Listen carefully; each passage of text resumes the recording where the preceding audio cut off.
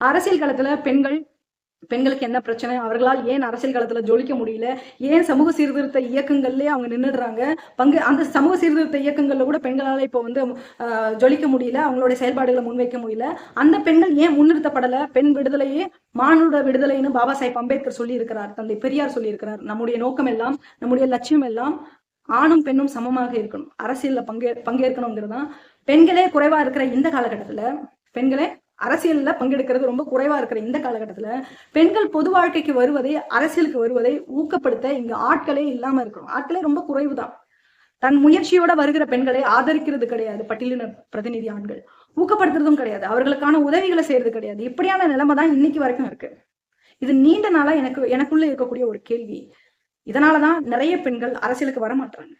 ஏன் இவ்வளவு நெருக்கடிகளை நானே சந்திச்சிருக்கிறேன். ஒரு கட்சியில இயங்கும் போது, பொது வாழ்க்கையில, கட்சியை தாண்டி பொது வாழ்க்கையில இயங்கும் போதும் இவ்வளவு நெருக்கடிகளை நானே சந்திச்சிருக்கிறேன். நம்முடைய அரசியல் வேறுங்கிறது யாருக்கும் புரிய மாட்டேங்குது. இது நமக்குள்ள சண்டை போடுறது கிடையாது, இது ஒரு போராட்ட அரசியல். நாம அடைய வேண்டிய இலக்குங்கிறது வேற. ஆக ஒற்றுமை இல்லா குடும்பம் ஒருமிக்க கெடும் என்பார்கள். அது போல ஒரு குடும்பமோ, ஒரு சமுதாயமோ, ஒரு தேசமோ முன்னேற்றம் அடைய வேண்டுமானா ஒற்றுமை ரொம்ப அவசியம். அப்படி